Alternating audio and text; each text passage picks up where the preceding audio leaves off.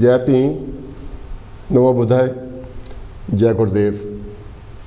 मैं धर्मचंद मेहे हर बुधवार की तरह अज फिर एक नवा स्पैशल गैसट शो का एपीसोड लैके थोड़े रूबरू होया हाँ। हर बार की तरह अज भी मेरे नाल स्पैशल गैसट है। इस शो में मैं कोशिश करता हाँ कि वो शख्सियत थोड़े सामने पेश करा जिन्होंने कोई ना कोई आम लोगों नालों वखरापन हो। जिमें कि गायक हर एक बंदा गायक नहीं होंदा, लिखारी हर एक बंदा लिखारी नहीं होंदा, समाज सेवक हर एक बंदा समाज सेवक नहीं होंदा। इस तरह होर वखरे वखरे प्रोफैशन वाली जिहड़ियां हस्तियां हैं उन्होंने मैं थोड़े रूबरू करदा हाँ। अज जिहड़ी स्पैशल गेस्ट है मैं थोड़े रूबरू करनी है वो मेरियां बच्चियां समान है और वो बहुत अच्छी लिखारी है और बहुत खूबसूरत भाषा इस्तेमाल करते हैं अपनी शायरी विच, अपनी कवितावां दे विच। आओ पहला आपां उस बच्ची नूं, उस शायरा नूं आपां स्वागत कर दिंदा जिहदा नाम है जसविंदर जस्सी। जसविंदर जस्सी तुहाडा बहुत बहुत स्वागत है कांशी टीवी ते। तुहाडीआं कवितावां बहुत पढ़ियां, बहुत तुहाडे बारे सुनिया। पहला तो मैं और जिहड़े साडे स्रोते जानना चाहणगे भी जस्सी एक्चुअली की है, तुहाडा बचपन कित्थे ते किवें गुजरिया, किद्दां तुसीं शायरी वाल आए? जी जी सब तो पहला कांशी टीवी देख रहे सारे ही दर्शकों को मेरे वालों नमो बुद्धाय, जय भीम, जय गुरुदेव। बहुत बहुत धन्यवाद तुहाडा कि मैंने तुसीं सारिਆਂ ਦੇ रूबरू होने का मौका दिता जी। मेरा बचपन भारत दे विच एक छोटे जे पिंड बल हुकमी नकोदर विखे गुजरिया। मेरा बचपन बहुत ही शरारतां भरिया सीगा। मैं बहुत रंगीन तो मैं अपने बचपन को बहुत जिदा इंजॉय किया, बहुत ही फन फिल्ड। हाँ जी, तो इन्हां सारिया ही यादां नूं तां मैं एक कविता दे विच प्रो के तुहाडे सामने सन्मुख करांगी बाद विच। ठीक है। ते जिद्दां जिद्दां मैं परिवार दे विच हौली हौली वड्डे होए तां साडे घर दे विच सब तो ज़्यादा प्रभावित मैं अपने फादर साहब मेरे पिता जी। जिहड़ी शुरुआत तुहाडी पढ़ाई कित्थों पिंडों कर पढ़े? हाँ जी हाँ जी, साडे पिंड विच एक प्राइमरी स्कूल हुंदा सीगा। वो प्राइमरी स्कूल का भी एक बहुत जिद्दां एक मैनूं याद आउंदा कि वो साडे घर दे नाल ही हुंदा सीगा। कई वेले असीं कंध टप्प के चले जांदे सीगे। स्कूल जाण दा कोई गल नहीं, ओ जेड़ा घर नूं आउणा ओ कंध टप्प ही होगा। हाँ जी हाँ जी हाँ। अच्छा, प्राइमरी स्कूल उत्थों ही विद्या प्राप्त की। फिर सैकेंडरी स्कूल असीं नाल लगदे शहर दे विच जाके हाँ जी नकोदर दे विच प्राप्त की। अच्छा, कॉलेज भी गए? कॉलेज गए हाँ जी, वो भी कॉलेज सीगा गुरु नानक नैशनल कॉलेज जिहड़ा नकोदर दे विच ही सीगा। ते उत्थे भी जिद्दां मैनूं शायरी दा शौक जिद्दां बचपन तो। तुहाडी क्वालिफिकेशन की है? हाँ जी, मेरी क्वालिफिकेशन मैं पंजाबी लिटरेचर दे विच MA कीती आ। ते ओबवियसली इत्थे आण के भी मैं थोड़ा थोड़ा जारी रखिया कोर्सेज एंड यू नो। चलो इन्हें बहुत बहुत वधिया। हुण मैनूं सवाल तो सोचना पैना भाषा दे विच। ओके। अच्छा, क्योंकि तुसीं पढ़े लिखे हो। अच्छा, तुहानूं लिखण दा शौक कदों ते किवें पिया? लिखण दा शौक मैनूं जिद्दां घर दे विचों ही कदों लिखण लगे तुसीं? कदों कि मैं कोई आई थिंक 12 ਜਾਂ 13 साल दी सीगी उदों। ते साडे पिंड विच एक ज्ञानी जी हुंदे सीगे तो वो गुरुद्वारे दे विच गाउंदे हुंदे सीगे। हाँ जी, तो वो जिद्दां अपने धार्मिक गीत गाउंदे हुंदे सी।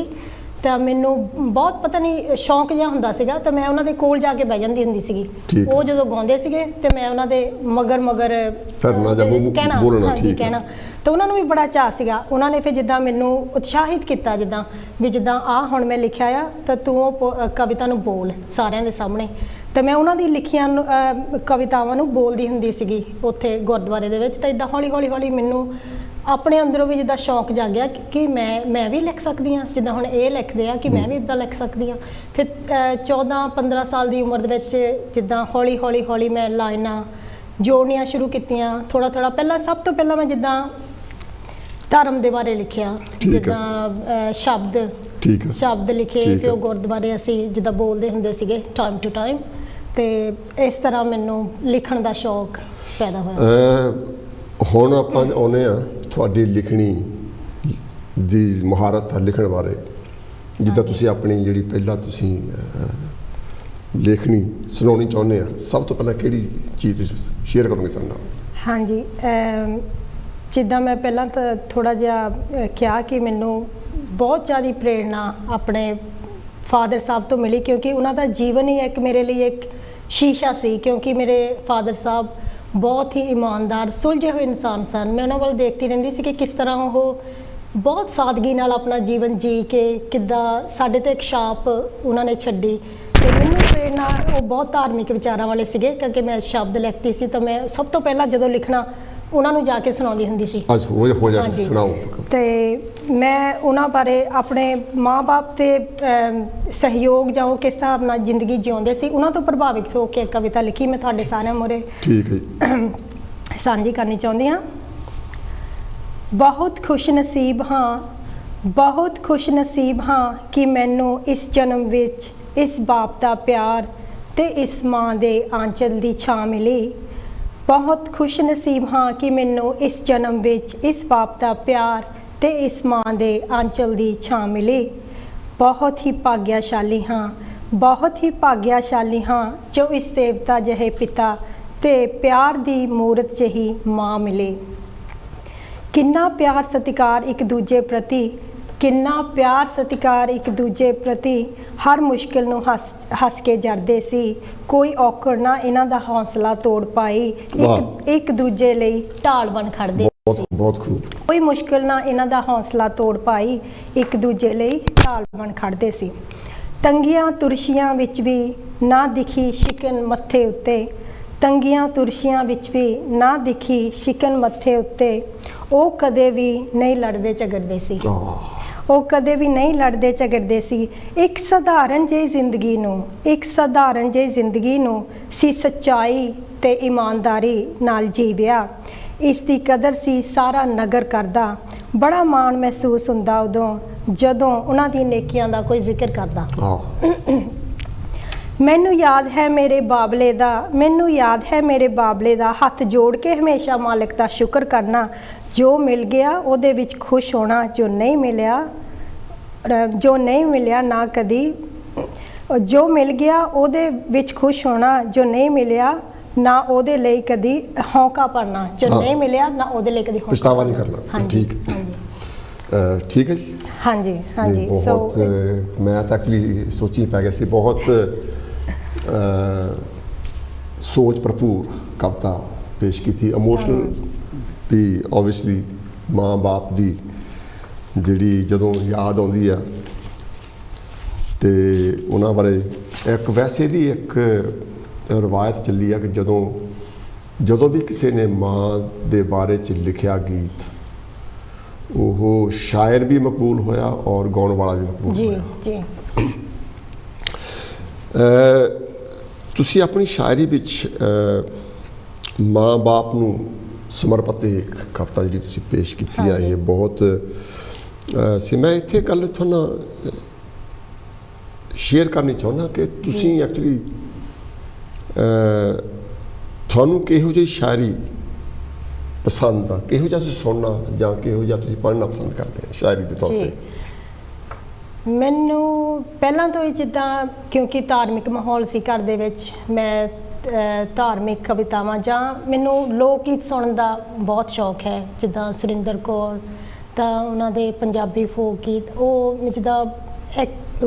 ਜਿੱਦਾਂ ਕਿ ਕਵੀ ਲਈ ਇਹ ਰੂਹ ਦੀ ਖੁਰਾਕ ਆ। ਤਾਂ ਮੇਰਾ ਝੁਕਾਅ ਵੀ ਜਿੱਦਾਂ ਕਵਿਤਾਵਾਂ ਤੋਂ ਇਲਾਵਾ ਮੈਨੂੰ ਗਿੱਧੇ ਦਾ ਵੀ ਸ਼ੌਂਕ ਹੈ ਤੇ ਮੈਂ ਬੋਲੀਆਂ ਜਾਂ ਹਾਂਜੀ ਗਿੱਧਾ ਵੀ ਮੈਂ ਪਾ ਲੈਂਦੀ ਹਾਂ। ਸੋ ਲੋਕ ਗੀਤ ਦਾ ਜਿੱਦਾਂ ਮਿਊਜ਼ਿਕ ਮੈਂ ਸੁਣਨਾ ਪਸੰਦ ਕਰਦੀ ਹਾਂ। ਠੀਕ ਨਹੀਂ, ਅੱਜ ਆਪਾਂ ਗਿੱਧਾ ਤਾਂ ਨਹੀਂ ਪਾਉਣਾ। ਅੱਜ ਨਹੀਂ ਗਿੱਧਾ ਪਾਉਣਾ, ਨਹੀਂ ਜੀ। ਤੇ ਕਿਉਂਕਿ ਗਿੱਧੇ ਲਈ ਸਾਥੀ ਹੋਣੇ ਚਾਹੀਦੇ। ਹਾਂਜੀ। ਅੱਛਾ, ਤੁਹਾਡੇ ਮਨਪਸੰਦ ਸ਼ਾਇਰ ਕੌਣ? ਕਿਹਨੂੰ ਤੁਸੀਂ ਪੜ੍ਹਨਾ ਪਸੰਦ ਕਰਦੇ ਹੋ?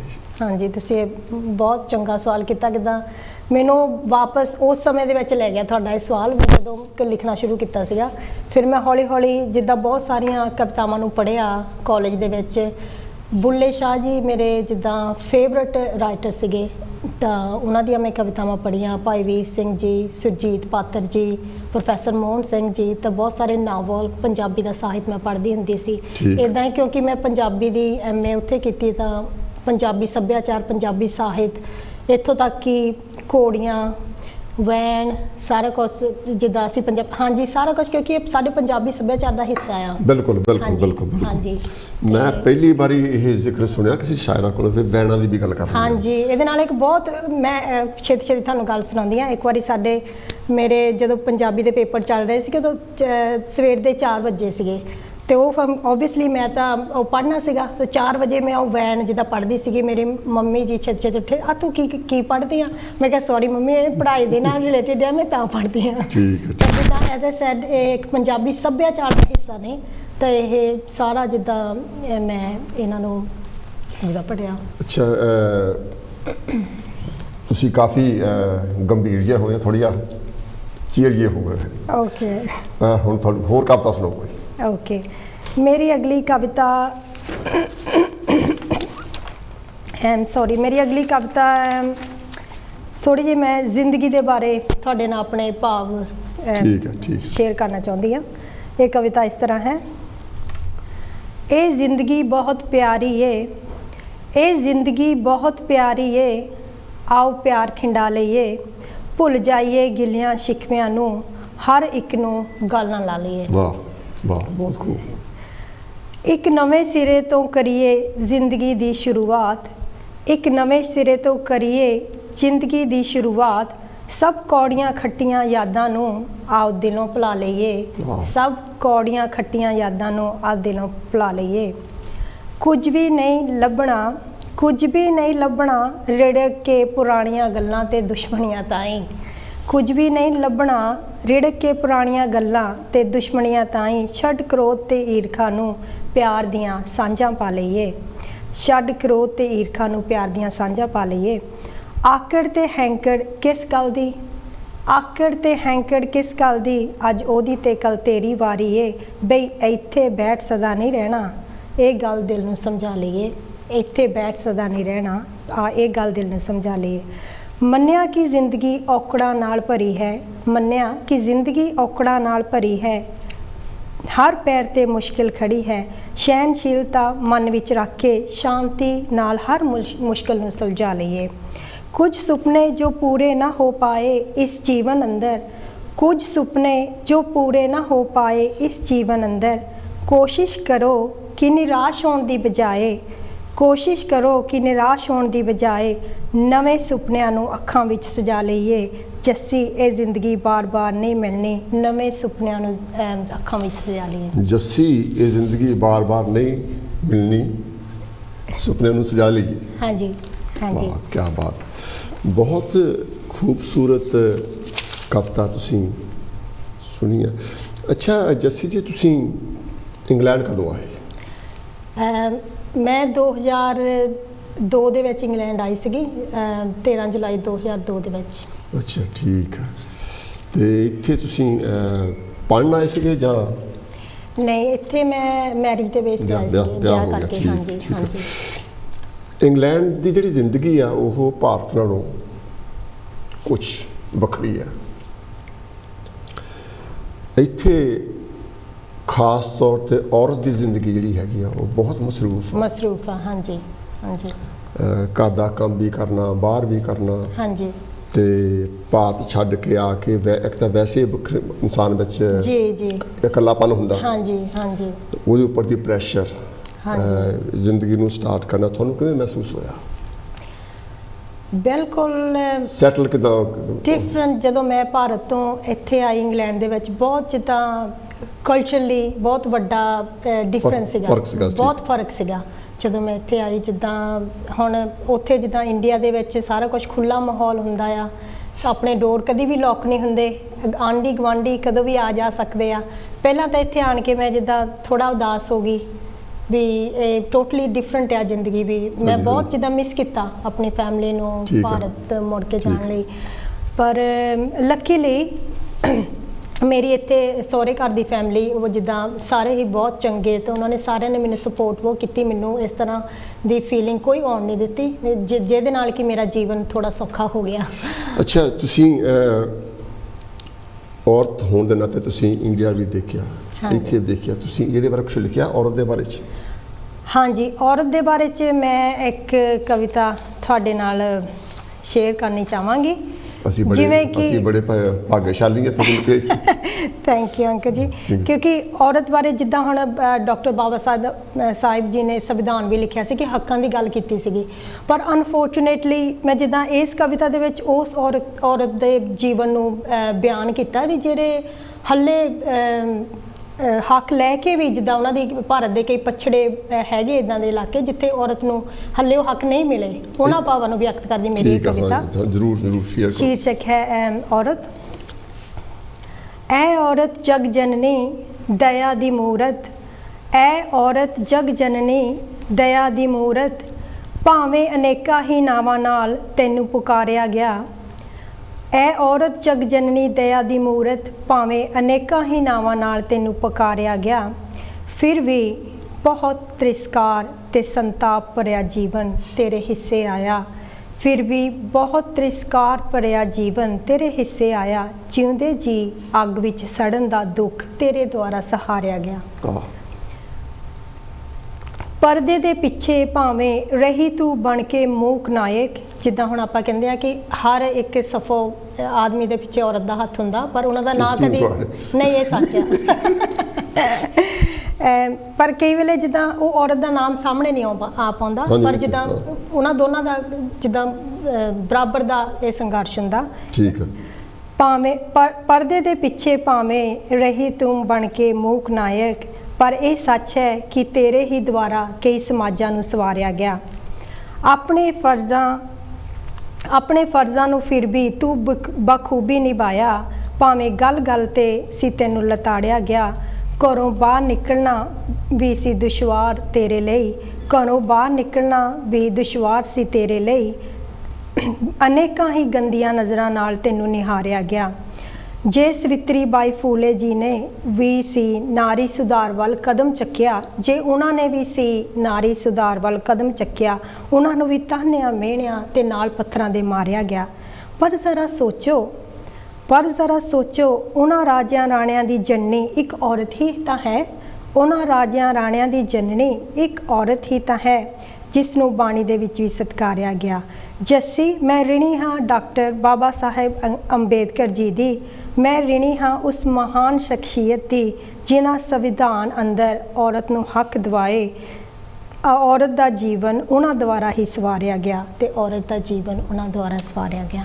ਜੱਸੀ ਬਹੁਤ ਖੂਬਸੂਰਤ ਮੈਂ ਤੁਹਾਨੂੰ ਰੀਅਲੀ ਗੱਲ ਦੱਸਾਂ ਜਿਸ ਲਈ ਮੈਂ ਤੁਹਾਨੂੰ ਕਿਹਾ ਸੀ ਨਾ ਇਹਦੇ ਬਾਰੇ ਵੀ ਔਰਤ ਬਾਰੇ ਕੋਈ ਕਵਿਤਾ ਐਕਚੁਅਲੀ ਮੈਨੂੰ ਪਤਾ ਨਹੀਂ ਸੀ ਕਿਉਂਕਿ ਮੈਂ ਵੈਸੇ ਹੀ ਗੱਲ ਕਿਉਂਕਿ ਇੱਕ ਪੱਖ ਹਾਂਜੀ ਸਿੰਘ ਦਾ ਇੱਕ ਪੱਖ ਹੈ ਜਿਹਨੂੰ ਬਿਆਨ ਕਰਨਾ ਬਹੁਤ ਜ਼ਰੂਰੀ ਹੈ ਸਾਨੂੰ ਸਾਰਿਆਂ ਨੂੰ ਇਕੱਠੇ ਹੋ ਕੇ ਇਹਦੇ ਲਈ ਜਦੋਜਹਿਦ ਕਰਨੀ ਚਾਹੀਦੀ ਹੈ ਔਰਤ ਨੂੰ ਕਿਉਂਕਿ ਜਿਹੜੀ ਸਭ ਤੋਂ ਵੱਡਾ ਡਿਫਰੈਂਸ ਇੱਥੇ ਆ ਕਿ ਜਦੋਂ ਤਾਂ ਨਾ ਜਦੋਂ ਆਪਣੀ ਧੀ ਦੀ ਗੱਲ ਹੁੰਦੀ ਹੈ ਹਾਂਜੀ ਫਿਰ ਅਸੀਂ ਮਹਿਸੂਸ ਕਰਦੇ ਹਾਂ ਕਿ ਔਰਤ ਨਾਲ ਬੇਇਨਸਾਫੀ ਹੋ ਰਹੀ ਹੈ ਹਾਂਜੀ ਪਰ ਜਦੋਂ ਅਸੀਂ ਨੋਹ ਵੱਲ ਦੇਖਦੇ ਹਾਂ ਫਿਰ ਸਾਨੂੰ ਨਹੀਂ ਮਾਲੂਮ ਹੁੰਦਾ ਹਾਂਜੀ ਬਿਲਕੁਲ ਸਹੀ ਹੈ ਜਿੱਦਾਂ ਹੁਣ ਸਾਡੀ ਮੈਂਟਲ ਇਹ ਨਹੀਂ ਵੀ ਇਕੱਲਾ ਜਿੱਦਾਂ ਮਰਦ ਪ੍ਰਧਾਨ ਕਿ ਕਈ ਵੇਲੇ ਔਰਤ ਦੀ ਵੀ ਦੁਸ਼ਮਣ ਹੁੰਦੀ ਹੈ ਇਹ ਟੋਟਲੀ ਜਿੱਦਾਂ ਸਾਨੂੰ ਸਾਰਿਆਂ ਨੂੰ ਇਹਦੇ ਵਿੱਚ ਜਿੱਦਾਂ ਭਲਾਈ ਲਿਆਉਣ ਲਈ ਕੋਈ ਕਦਮ ਚੱਕਣਾ ਚਾਹੀਦਾ ਕਿ ਹਮੇਸ਼ਾ ਘਰ ਤੋਂ ਸ਼ੁਰੂ ਹੋਣਾ ਚਾਹੀਦਾ। ਇੱਕ ਕਿਤਾਬ ਮੈਂ ਪੜ੍ਹੀ ਹੈ ਸ਼ਾਇਦ ਤੁਸੀਂ ਪੜ੍ਹੀ ਹੋਗੀ ਉਹਦੇ 'ਚ ਬਹੁਤ ਸਾਰੀਆਂ ਸ਼ਾਇਰਾਂ ਲੜਕੀਆਂ ਜਿਨ੍ਹਾਂ ਨੇ ਲਿਖਿਆ ਜੀ ਕਿਤਾਬ ਦਾ ਨਾਮ ਹੈਗਾ ਸਿਰਜਣਹਾਰੀਆਂ ਜੀ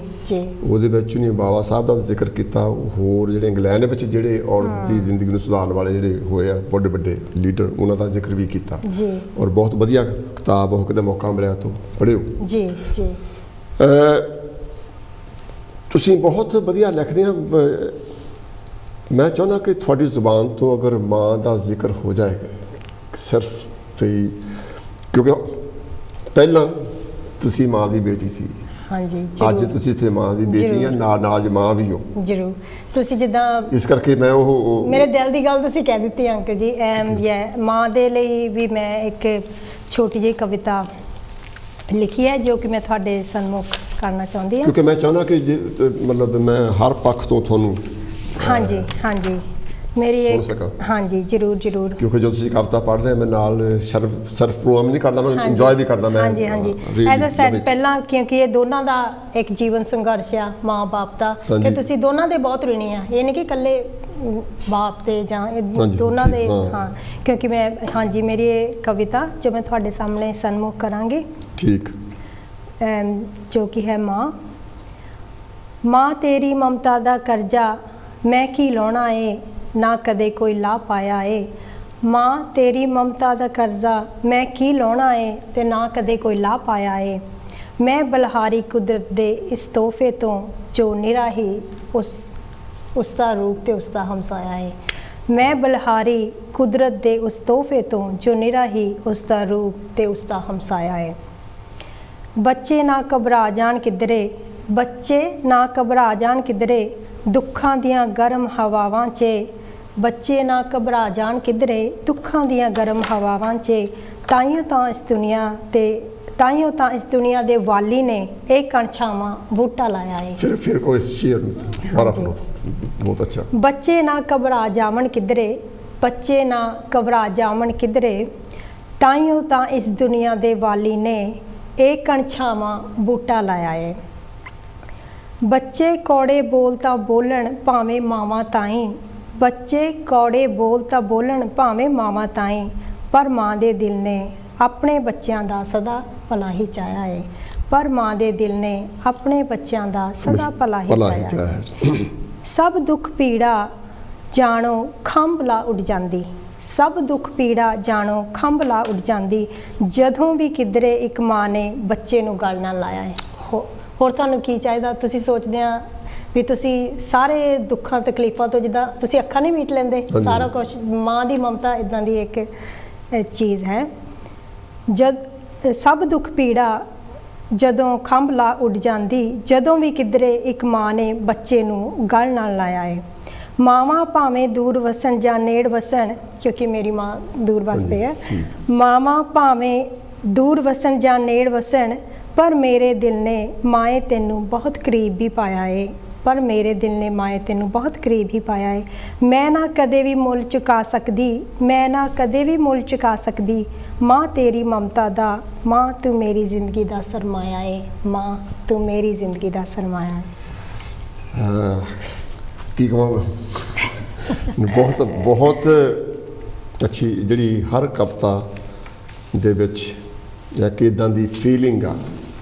ਆਮ ਤੌਰ 'ਤੇ ਗੀਤ ਨੂੰ ਜਦੋਂ ਲਿਖਿਆ ਜਾਂਦਾ ਉਹਦੇ ਵਿੱਚ ਫੀਲਿੰਗ ਹੋਰ ਹੁੰਦੀ, ਜਦੋਂ ਗਾਇਆ ਜਾਂਦਾ ਉਹ 'ਚ ਫੀਲਿੰਗ ਹੋਰ ਹੁੰਦੀ, ਪਰ ਤੁਹਾਡੀਆਂ ਕਵਿਤਾਵਾਂ ਵਿੱਚ ਜਿਹੜੀ ਫੀਲਿੰਗ ਆ, ਜਿਹੜੀ ਮਹਿਸੂਸਤਾ ਹੈਗੀ ਆ, ਉਹ ਤੁਹਾਡੇ ਚਿਹਰੇ ਤੋਂ ਵੀ ਔਰ ਤੁਹਾਡੀ ਆਵਾਜ਼ ਤੋਂ ਵੀ ਮਹਿਸੂਸ ਹੁੰਦੀ ਆ ਕਿ ਵੀ ਕਿੰਨਾ ਤੁਸੀਂ ਪਿਆਰ ਦਿਲ 'ਚ ਲੁਕਾਏ ਬੈਠੇ ਆ, ਕਿੰਨਾ ਤੁਸੀਂ ਦਰਦ ਦਿਲ 'ਚ ਲੁਕਾਏ ਬੈਠੇ ਆ। ਇਹ ਬਹੁਤ ਖੂਬਸੂਰਤ ਗੱਲ। ਮੈਂ ਇੱਕ ਹੋਰ ਪੱਖ ਵੱਲ ਜਾਣਾ ਚਾਹੁੰਦਾ ਜੱਸੀ, ਜੋ ਤੁਸੀਂ ਵਿਹਲੇ ਬਹਿੰਦੇ ਆ ਕੰਮ ਤੋਂ ਆ ਕੇ ਸੋਫੇ 'ਤੇ ਬੈਠੇ, ਚਾਹ ਦਾ ਕੱਪ ਰੱਖ ਕੇ ਆਰਾਮ ਕਰ ਰਹੇ ਆ, ਕੀ ਸੋਚਦੇ ਆ, ਕਿਹੋ ਜਿਹੇ ਗਾਣੇ ਸੁਣਦੇ, ਕਿਹੋ ਜਿਹਾ ਤੁਸੀਂ ਪੜ੍ਹਦੇ ਆ ਜਦੋਂ ਕੋਈ ਨਹੀਂ ਆਦਾ, ਸਿਰਫ ਤੁਸੀਂ ਆਰਾਮ ਕਰ ਰਹੇ, ਥੱਕੇ ਆ? ਹਾਂਜੀ, ਕਦੀ ਵੇਲੇ ਤਾਂ ਹੁਣ ਆਪਾਂ ਪਹਿਲਾਂ ਮਸਰੂਫੀਅਤ ਦੀ ਗੱਲ ਕਰਦੇ ਸੀਗੇ, ਤਾਂ ਇੱਥੇ ਇੰਨੀ ਜ਼ਿੰਦਗੀ ਮਸਰੂਫ ਹੈ ਕਈ ਵੇਲੇ ਤੁਹਾਨੂੰ ਜੋ ਤੁਸੀਂ ਕਰਨਾ ਚਾਹੁੰਦੇ ਤੁਸੀਂ ਮਸਰੂਫੀਅਤ ਕੱਟ ਕੇ ਘਰ ਆ ਗਏ। ਹਾਂ, ਮੈਂ ਕੱਟ ਕੇ ਘਰ ਆ ਗਈ। ਕਈ ਵੇਲੇ ਜੀ ਕਰਦਾ ਨਹੀਂ ਆਰਾਮ ਕਰੋ, ਪਰ ਮੈਂ ਜਿੱਦਾਂ ਇੱਕ ਸ਼ਾਇਰੀ ਨੂੰ ਪੜ੍ਹਨਾ ਪਸੰਦ ਕਰਦੀ ਹਾਂ। ਜਿੱਦਾਂ ਮੈਂ ਆਨਲਾਈਨ ਗੂਗਲ 'ਤੇ, ਹੁਣ ਇੱਥੇ ਜਿੱਦਾਂ ਇੰਡੀਆ ਦੇ ਵਿੱਚ ਲਾਇਬ੍ਰੇਰੀ ਹੁੰਦੀ ਸੀ, ਮੈਂ ਜਾ ਕੇ ਬੁੱਕ, ਇੱਥੇ ਵੀ ਹੈਗੀ ਆ ਪਰ ਮਸਰੂਫੀਅਤ ਦੀ ਵਜ੍ਹਾ ਨਾਲ ਨਹੀਂ ਜਾ ਹੁੰਦਾ। ਅਤੇ ਮੈਂ ਸੁਰਜੀਤ ਪਾਤਰ, ਬੁੱਲੇ ਸ਼ਾਹ ਦੀਆਂ ਕਾਫੀਆਂ, ਤਾਂ ਉਹਨਾਂ ਨੂੰ ਪੜ੍ਹਦੀ ਹਾਂ। ਅਤੇ ਜਿੱਦਾਂ ਪੰਜਾਬੀ ਗਾਣਾ ਕਿਹੋ ਜਿਹਾ ਸੁਣਦੇ ਆ? ਗਾਣੇ ਪੰਜਾਬੀ ਮੈਂ ਸੁਣਨਾ ਲਾਈਕ ਕਰਦੀ, ਪਰ ਨਵੇਂ ਗਾਣੇ ਓਬਵੀਅਸਲੀ ਮੈਂ ਜਾਂ ਕੋਈ ਨੋ ਔਫੈਂਸ ਟੂ ਨਿਊ ਸਿੰਗਰਸ, ਪਰ ਮੈਂ ਜਿੱਦਾਂ ਪੁਰਾਣੇ ਗਾਣੇ ਸੁਣਨ ਦੀ ਜਿੱਦਾਂ ਸ਼ੌਕੀਨ ਹਾਂ। ਹਾਂਜੀ, ਉਹਦੀ ਖਾਸ ਵਜ੍ਹਾ? ਕੋਈ ਨਵਿਆਂ ਨੂੰ ਕੌਣ ਪ੍ਰਮੋਟ ਕਰੂ? ਉਹਦੀ ਖਾਸ ਵਜ੍ਹਾ ਮੈਨੂੰ ਪਤਾ ਨਹੀਂ, ਜਿੱਦਾਂ ਜਿਹੜੇ ਪੁਰਾਣੇ ਗਾਣੇ ਆ ਉਹਨਾਂ ਦਾ ਇੱਕ ਮੀਨਿੰਗ ਆ, ਉਹ ਜਿੱਦਾਂ ਮੈਨੂੰ ਲੱਗਦਾ ਉਹ ਰੂਹ ਦੀ ਖੁਰਾਕ ਆ, ਜਿੱਦਾਂ ਇੱਕ ਤੁਹਾਨੂੰ ਉਹ ਜਿੱਦਾਂ ਜਿਹੜਾ ਸਕੂਨ ਉਹ ਗਾਣੇ ਸੁਣ ਕੇ ਮਿਲਦਾ ਆ, ਉਹ ਨਵੇਂ ਗਾਣੇ ਸੁਣ ਕੇ, ਮੇਰੀ ਆਪਣੀ ਸੋਚ ਆ, ਮੈਂ ਕਹਿੰਦੀ ਨਹੀਂ ਕਿ ਨਵੇਂ ਗਾਣੇ ਵੀ ਬਹੁਤ ਸੋਹਣੇ ਆ, ਜਿੱਦਾਂ ਉਹ ਆਪਣੇ ਤਰੀਕੇ ਦੇ ਨਾਲ ਸੋਹਣੇ ਆ, ਪਰ ਮੈਂ ਪਰਸਨਲੀ ਤੌਰ 'ਤੇ ਪੰਜਾਬੀ ਪੁਰਾਣੇ ਗਾਣੇ ਸੁਣਦੀ। ਠੀਕ ਹੈ ਸ਼ੌਕੀਨ ਆ। ਹੁਣ ਤੱਕ ਜੋ ਤੁਸੀਂ ਲਿਖਿਆ ਜੀ, ਸਾਹਿਤ, ਜੀ, ਗੀਤ, ਗਜ਼ਲਾਂ ਜਾਂ ਕਵਿਤਾਵਾਂ, ਕੁਛ ਛਪਿਆ ਜਾਂ ਆਪਣੇ ਕੋਲੇ ਪਿਆ? ਪਹਿਲਾਂ ਜਦੋਂ ਮੈਂ ਕਾਲਜ ਦੇ ਵਿੱਚ ਪੜ੍ਹਦੀ ਸੀਗੀ, ਛਪਣ ਤੋਂ ਮੇਰਾ ਮਤਲਬ ਹੈਗਾ ਵੀ ਕੋਈ ਕਿਤਾਬ ਵਗੈਰਾ ਤੁਸੀਂ? ਹਾਂਜੀ, ਕੋਈ ਕਿਤਾਬ ਤਾਂ ਮੈਂ ਹਲੇ ਨਹੀਂ ਅੰਕਲ ਜੀ, ਮੈਂ ਕੋਈ ਇਸ ਤਰ੍ਹਾਂ ਦੀ ਕਿਤਾਬ ਨਹੀਂ ਛਪੀ, ਪਰ ਜਿੱਦਾਂ ਮੈਗਜ਼ੀਨ, ਪੇਪਰ ਜਾਂ ਦੇ ਵਿੱਚ ਬਹੁਤ ਮੇਰੀਆਂ ਕਵਿਤਾਵਾਂ ਆਉਂਦੀਆਂ ਰਹੀਆਂ। ਪਹਿਲਾਂ ਸਭ ਤੋਂ ਪਹਿਲਾਂ ਮੇਰੀ ਕਵਿਤਾ 2000 ਦੇ ਵਿੱਚ ਵਾਸੀ ਮੈਗਜ਼ੀਨ ਦੇ ਵਿੱਚ ਛਪੀ ਸੀਗੀ, ਅਤੇ ਉਸ ਤੋਂ ਬਾਅਦ ਕਾਲਜ ਦੇ ਵਿੱਚ ਇੱਕ ਸਾਲਾਨਾ ਮੈਗਜ਼ੀਨ ਨਿਕਲਦਾ ਹੁੰਦਾ ਸੀਗਾ, ਚਿੜੀਆਂ ਦਾ ਚੰਬਾ, ਉਹਦੇ ਵਿੱਚ ਮੈਂ ਹਮੇਸ਼ਾ ਦਿੰਦੀ ਹੁੰਦੀ ਸੀ, ਪਰ ਫਿਰ ਐਂਡ 'ਤੇ ਉਹਨਾਂ ਦਾ ਐਡੀਟਰ ਮੈਨੂੰ ਬਣਾਇਆ ਗਿਆ, ਅਤੇ ਮੈਂ ਫਿਰ ਜਿੱਦਾਂ ਸਾਰੀਆਂ ਕਵਿਤਾਵਾਂ ਨੂੰ ਸੋਧ ਕੇ, ਅਤੇ ਉਦੋਂ ਵੀ ਮੈਨੂੰ ਆਪਣੀਆਂ ਕਵਿਤਾਵਾਂ ਉਹਨਾਂ ਦੇ ਵਿੱਚ ਰੱਖਣ ਦਾ ਮੌਕਾ ਮਿਲਿਆ। ਫਿਰ ਇੱਥੇ ਜਦੋਂ ਮੈਂ ਆਈ ਇੰਗਲੈਂਡ ਦੇ ਵਿੱਚ, ਕੁਦਰਤੀ ਉਹ ਇੱਦਾਂ ਦੇ ਪਰਿਵਾਰ ਦੇ ਨਾਲ ਵਾਹ ਪਿਆ ਕਿ ਉਹ ਵੀ ਜਿੱਦਾਂ ਲਿਖਾਰੀ ਸੀਗੇ, ਮੇਰੇ ਫਾਦਰ ਇਨ ਲੋ ਉਹ ਵੀ ਲਿਖਦੇ ਆ ਜਿੱਦਾਂ ਉਹਨਾਂ ਦੇ ਨਾਲ, ਅਤੇ ਇੱਥੇ ਦੇ ਲੋਕਲ ਪੇਪਰ ਦੇ ਵਿੱਚ ਵੀ ਮੇਰੀਆਂ ਕਵਿਤਾਵਾਂ ਆਈਆਂ, ਪਰ ਕੋਈ ਕਿਤਾਬ ਦੇ ਰੂਪ ਵਿੱਚ ਨਹੀਂ ਹਾਲੇ ਛਪੇ। ਤੁਸੀਂ ਛਪਾਓ ਕਿਤਾਬ ਦੀ ਜੀ, ਕਿਉਂਕਿ ਜਿਹੜੇ ਵਰਕੇ ਆ ਜੀ, ਇਹ ਹਵਾ ਨਾਲ ਖਿਲਰ ਜਾਂਦੇ ਆ ਜੀ, ਕਿਤਾਬ ਹੈ ਇਹ ਹਿਲਣੀ ਨਹੀਂ ਹਵਾ ਨਾਲ ਜੀ, ਸਹੀ ਗੱਲ। ਔਰ ਤੁਹਾਡੀ ਇੱਕ ਪ੍ਰੋਪਰਟੀ ਆ ਜੀ, ਤੁਹਾਡੀ ਬਾਇਓਗ੍ਰਾਫੀ ਹਮੇਸ਼ਾ ਰਹਿੰਦੀ ਹੈ, ਇਸ ਕਰਕੇ ਜੀ, ਜ਼ਰੂਰੀ ਆ। ਅੱਛਾ, ਜਿਹੜਾ ਪੰਜਾਬੀ ਲਿਖਣ ਦੀ ਗੱਲ ਹੈਗੀ ਆ, ਹਾਂਜੀ, ਮੈਂ ਇਹ ਸਵਾਲ ਤਕਰੀਬਨ ਹਰ ਸ਼ਾਇਰ ਨੂੰ ਕੀਤਾ ਜੀ, ਕਿ ਵੀ ਪੰਜਾਬੀ ਦੀ ਜਿਹੜੀ ਅੱਜ ਕੱਲ੍ਹ ਜੋ ਲਿਖਿਆ ਜਾ ਰਿਹਾ, ਇਹਦਾ ਜਿਹੜਾ ਮਿਆਰ ਆ ਉਹ ਸਤਿਕਾਰਯੋਗ ਨਹੀਂ ਰਹਿ ਗਿਆ ਜੀ। ਇਹਦੀ ਤੁਸੀਂ ਕੀ ਵਜ੍ਹਾ ਮੰਨਦੇ ਆ? ਕਿਉਂ ਅਸੀਂ ਉਹ ਜਿਹੜਾ ਲੈਵਲ ਵੀਰ ਸਿੰਘ ਦਾ ਸੀ, ਜਾਂ ਜਿਹੜਾ ਲੈਵਲ ਗੁਰਬਖਸ਼ ਸਿੰਘ ਪ੍ਰੀਤੜੀ ਦਾ ਸੀਗਾ, ਜਾਂ ਜਿਹੜਾ ਸੀਗਾ ਸਾਧੂ ਸਿੰਘ ਹਮਦਰਦ ਦਾ ਸੀਗਾ, ਕਿਉਂਕਿ ਅਸੀਂ ਜਦੋਂ ਅਸੀਂ ਗੱਲਾਂ ਕਰਦੇ ਹਾਂ, ਅਸੀਂ ਸਿਫਤ ਕਰਦੇ ਹਾਂ ਜੀ ਜਿਹੜੇ ਲਾਹੌਰ ਦੇ ਪੰਜਾਬੀ ਆ, ਉਹਨਾਂ ਦੀ ਪੰਜਾਬੀ ਬਹੁਤ ਵਧੀਆ ਬੋਲਦੇ ਉਹ, ਔਰ ਲਿਖਦੇ ਬਹੁਤ ਵਧੀਆ ਉਹ, ਉਹਨਾਂ ਦੇ ਵਿੱਚ ਅਸ਼ਲੀਲਤਾ ਨਹੀਂ ਹੁੰਦੀ, ਜਾਂ ਉਹਨਾਂ 'ਚ ਬੰਬ ਜਾਂ ਗੰਨਾ ਜਾਂ ਉਹ ਨਹੀਂ ਚੱਲਦੇ ਗੀਤਾਂ ਵਿੱਚ, ਕਿਸੇ ਦੀ ਕੁੜੀ ਚੱਕ ਕੇ ਨਹੀਂ ਲਿਜਾਂਦੇ ਉਹ। ਜਾਣੀ ਜਿਹੜਾ ਸਾਡੇ ਪੰਜਾਬ ਵਿੱਚ ਜਿਹੜੀ ਪੰਜਾਬੀ ਦਾ ਮਿਆਰ ਆ, ਉਹ ਬਹੁਤ ਇੱਕ ਘਟੀਆਪਨ ਨੂੰ ਹੋ ਗਿਆ, ਅਸ਼ਲੀਲ ਟਾਈਪ ਦਾ ਜਿਹੜੀ ਲਿਖਣਾ ਅਸੀਂ ਲੱਗ ਪਏ ਆ। ਕੀ ਕਹਿਣਾ ਚਾਹੁੰਦੇ ਤੁਸੀਂ ਇਹਦੇ ਬਾਰੇ? ਇਹ ਮੈਂ ਇਹ ਨਹੀਂ ਕਹਿਣਾ ਚਾਹੁੰਦੀ ਵੀ ਇਹ ਜਿੱਦਾਂ ਗਲਤ ਆ, ਪਰ ਇਹ ਇੱਕ ਪੁਆਇੰਟ 'ਤੇ ਵੀ ਇਹ ਸਹੀ ਆ। ਜਿੱਦਾਂ ਅੱਜ ਕੱਲ੍ਹ ਜਿਹੜਾ ਸਾਹਿਤ ਆਪਾਂ ਪੜ੍ਹਦੇ ਹਾਂ, ਗੀਤਾਂ ਨੂੰ ਸੁਣਦੇ ਹਾਂ, ਉਹਦੇ ਵਿੱਚ ਪੰਜਾਬੀ ਸੱਭਿਆਚਾਰ ਦੀ ਝਲਕ ਬਹੁਤ ਘੱਟ ਰਹੀ ਆ। ਜਿੱਦਾਂ ਹੁਣ ਤੁਸੀਂ ਕਿਹਾ ਕਿ ਬੰਬ ਜਾਂ ਗਨ ਇਹ ਜ਼ਿਆਦਾ ਪ੍ਰਮੋਟ ਹੋ ਰਹੇ ਆ, ਇਹਦਾ ਰੀਜ਼ਨ ਇਹ ਆ ਕਿਉਂਕਿ ਹੁਣ ਜਿਹੜੇ ਵਿਚਾਰੇ ਗਾਇਕ ਆ, ਉਹਨਾਂ ਵੀ ਆਪਣਾ ਉਹ ਚਾਹੁੰਦੇ ਆ ਕਿ ਉਹ ਫੇਮਸ ਹੋਣ, ਉਹਨਾਂ ਦੀ ਐਲਬਮ ਵਿਕੇ, ਪਰ ਜਿੱਦਾਂ ਉਹਨਾਂ ਨੂੰ ਹੁੰਗਾਰਾ ਮਿਲਦਾ, ਸਾਡੀ ਯੰਗ ਜਨਰੇਸ਼ਨ ਜਿਹੜੀ ਆ ਉਹ ਇਹੋ ਜਿਹਾ ਮਿਊਜ਼ਿਕ ਸੁਣਨਾ ਲਾਈਕ ਕਰਦੇ ਆ। ਇਸ ਕਰਕੇ ਮੇਰੇ ਖਿਆਲ ਦੇ ਨਾਲ ਗਾਣੇ ਉਹ ਸਾਰੇ ਇਸ ਤਰ੍ਹਾਂ ਆ ਰਹੇ ਆ ਵੀ ਜਿੱਦਾਂ ਹੁਣ ਪੰਜਾਬੀ ਸੱਭਿਆਚਾਰ ਇੰਨਾ ਰਹਿ ਨਹੀਂ ਗਿਆ, ਕਰਕੇ ਉਹ ਸੋਚਦੇ ਆ ਇਹ ਤਾਂ ਜਿੱਦਾਂ ਐਲਡਰਲੀ ਦੀ ਚੋਇਸ ਹੈ। ਤੁਸੀਂ ਪੰਜਾਬੀ ਦੀ ਐਮਏ ਕੀਤੀ ਹੈ, ਜਾਨੀ ਆਪਣੇ ਆਪ ਵਿੱਚ ਇੱਕ ਮਾਸਟਰ ਪੰਜਾਬੀ ਦਾ। ਮੈਂ ਸੋਚਦਾ ਕਿ ਜਿੱਦਾਂ ਹੁਣ ਤੁਸੀਂ ਜਿੰਨੀਆਂ ਕਿਤਾਬਾਂ ਪੜ੍ਹੀਆਂ ਹੁਣ ਤੱਕ, ਕਵਿਤਾਵਾਂ 4-5, ਉਹ ਸਾਰੀਆਂ ਵਿੱਚ ਇੱਕ ਸੁਨੇਹਾ ਦੇ ਰਹੇ ਆ। ਸਾਰੀਆਂ ਕਿਤਾਬਾਂ ਤੁਹਾਡੀਆਂ ਐਨ ਇੱਕ ਸਮਾਜ ਨੂੰ ਵੀ ਇੱਕ ਸੇਧ ਦੇਣ ਵਾਲੀ ਗੱਲ ਆ, ਇੱਕ ਪੰਜਾਬੀ ਲੇਖ ਨੂੰ ਵੀ ਸੇਧ ਦੇਣ ਵਾਲੀ ਗੱਲ ਆ। ਪਰ ਜਦੋਂ ਆਪਾਂ ਗੀਤਾਂ ਦੀ ਗੱਲ ਕਰਦੇ ਹਾਂ, ਜਿੱਥੇ ਅਸ਼ਲੀਲਤਾ ਹੈਗੀ ਆ, ਜਿੱਥੇ ਬੰਬਾਂ ਦੀ ਗੱਲ ਹੋ ਰਹੀ ਹੈ, ਜਿੱਥੇ ਕੁੜੀਆਂ ਚੱਕਣ ਦੀ ਗੱਲ ਹੋ ਰਹੀ ਆ, ਜਿੱਥੇ ਇਹ ਕਿਹਾ ਜਾਂਦਾ ਕਿ ਵੀ ਅਸੀਂ ਤਾਂ ਗਨ ਪਹਿਲਾਂ ਚਲਾ ਦਈਏ, ਪੁੱਛੀ ਦਾ ਮਗਰੋਂ ਆ, ਤਾਂ ਜਿੱਥੇ ਕੋਈ ਬੋਲਣ ਵਾਲਾ ਹੈ ਉੱਥੇ ਗੰਨਾਂ ਲੈ ਕੇ ਜਾਈਦਾ, ਜਿਹੜੀ ਹੈ ਉਹ ਲੋਕਾਂ ਨੂੰ ਕੀ ਸੇਧ ਦੇ ਰਹੇ ਸੀ ਜਿਹੜੇ ਬਾਕੀ ਇਹ ਤਾਂ ਸਾਡਾ ਕਲਚਰ ਨਹੀਂ ਸੀਗਾ। ਆਪਾਂ ਗੰਨਾਂ ਨਾਲ ਡੰਡਿਆਂ ਨਾਲ ਕਦੋਂ ਗੱਲਾਂ ਕਰਦੇ ਸੀਗੇ ਪੁਰਾਤਨ ਸਮੇਂ ਦੇ ਵਿੱਚ। ਗਲਤ ਆ ਨਾ ਫਿਰ। ਗਲਤ ਆ, ਹਾਂਜੀ ਇਹ ਗਲਤ ਆ। ਪਰ ਜਿੱਦਾਂ ਆਪਾਂ ਹੁਣ ਪਹਿਲਾਂ ਕਿਹਾ ਆ ਵੀ ਜਿੱਦਾਂ ਇਹ ਬੰਦੇ ਦੀ ਪਰਸਨਲ ਸੋਚ ਆ ਵੀ ਜਿੱਦਾਂ ਹੁਣ ਆਪਾਂ ਕਹਿੰਦੇ ਇਹ ਗਲਤ ਆ, ਪਰ ਜਿੱਦਾਂ ਇਹ ਬੈਨ ਨਹੀਂ ਹੋਣਾ ਚਾਹੀਦਾ। ਇਹ ਆਪਣੇ ਕੋਈ ਅਥਾਰਟੀ ਨਹੀਂ ਹੈਗੀ ਬੈਨ ਕਰਨ ਦੀ, ਪਰ ਜਿੱਦਾਂ ਮੈਂ ਕਿਹਾ ਜਿੱਦਾਂ ਹਾਂਜੀ ਆਪਾਂ ਸੋਚ ਸਕਦੇ ਹਾਂ। ਜਿੱਦਾਂ ਹੁਣ ਜਿਹੜੀ ਜਨਰੇਸ਼ਨ ਹੈ ਉਹਨਾਂ ਨੂੰ ਇਹ ਜ਼ਿਆਦਾ ਪਸੰਦ ਹੈਗੇ ਆ ਤਾਂ ਉਹ ਇਸ ਚੀਜ਼ ਨੂੰ ਪ੍ਰਮੋਟ ਕਰਨਾ ਚਾਹੁੰਦੇ ਆ। ਇਹ ਉਹਨਾਂ ਦੀ ਸੋਚ ਆ, ਉਹ ਜ਼ਿਆਦਾ ਮਿਊਜ਼ਿਕ ਇਹ ਲਾਈਕ ਕਰਦੇ ਆ। ਫਿਰ ਜਿੱਦਾਂ ਹੁਣ ਸਾਡੀ ਸੋਚਣੀ ਆ, ਸਾਡੀ ਸੋਚਣੀ ਡਿਫਰੈਂਟ ਹੈ। ਜੇ ਹੁਣ ਆਪਾਂ ਥੋਪ ਨਹੀਂ ਸਕਦੇ ਉਹਨਾਂ ਤੇ ਸੇ ਆਈ ਡੋਂਟ ਨੋ ਵੀ ਜਿੱਦਾਂ ਇਹ ਜਨਰੇਸ਼ਨ ਗੈਪ ਗਾਂ ਦੀ ਗਾਂ ਵੱਧ ਰਿਹਾ। ਮੇਰਾ ਖਿਆਲ ਤਾਂ ਇਹ ਵੀ ਜਿੱਦਾਂ ਆਪਾਂ ਪੰਜਾਬੀ ਕਲਚਰ ਨੂੰ ਥੋੜਾ ਪ੍ਰਮੋਟ ਕਰਨਾ ਚਾਹੀਦਾ ਤੇ ਘਰ ਤੋਂ ਗੱਲ ਸ਼ੁਰੂ ਹੋਣੀ ਚਾਹੀਦੀ ਹੈ। ਆਪਾਂ ਪੰਜਾਬੀ ਭਾਸ਼ਾ ਨੂੰ ਪ੍ਰਫੁੱਲਤ ਕਰਨ ਲਈ ਆਪਾਂ ਬਾਅਦ ਚਾਹੁੰਦੇ ਆ, ਪਹਿਲਾਂ ਇਹ ਗੱਲ ਨਿਬੇੜ ਲਈ ਆਪਾਂ ਤੇ ਜਿਹੜੀ ਗੱਲ ਗਲਤ ਆ ਆਪਾਂ ਨੂੰ ਉਹ ਗਲਤ ਕਰਨੀ ਚਾਹੀਦੀ ਹੈ। ਮੈਂ ਕਹਿੰਦਾ ਵੀ ਗੰਦਾ ਲਿਖਣਾ ਗਲਤ ਆ ਔਰ ਗੰਦਾ ਰਿਕਾਰਡ ਵੀ ਨਹੀਂ ਹੋਣਾ ਚਾਹੀਦਾ। ਉਹ ਗੀਤ ਕਾਹਦਾ, ਉਹ ਸ਼ਾਇਰੀ ਕਾੜੀ ਜਿਹੜੀ ਤੁਸੀਂ ਆਪਣੇ ਭਰਾ ਸਾਹਮਣੇ ਬੈਠ ਕੇ ਸੱਭਿਆਚਾਰ ਨੂੰ ਦੂਸ਼ਿਤ ਕਰਦੇ ਆ। ਹਾਂਜੀ, ਇਸ ਕਰਕੇ ਉਹਦੇ ਵਿੱਚ ਤਬਦੀਲੀ ਹੋਣੀ ਚਾਹੀਦੀ ਹੈ। ਜੀ ਜੀ। ਅੱਛਾ, ਹੁਣ ਆਪਾਂ ਨੂੰ ਥੋੜੀ ਕਵਿਤਾ ਵੱਲ ਜੀ, ਜਿਹੜੀ ਤੁਹਾਡੇ ਮਨ ਦੇ ਕਰੀਬ ਕੋਈ ਵੀ ਕਵਿਤਾ ਆਪਾਂ ਨੂੰ ਟਾਈਮ ਹਲੇ ਬਹੁਤ ਪਿਆ ਕੋਈ। ਜੀ ਜੀ। ਮੇਰੀ ਅਗਲੀ ਕਵਿਤਾ ਹੈ ਕੁਦਰਤ ਤੇ ਜ਼ਿੰਦਗੀ।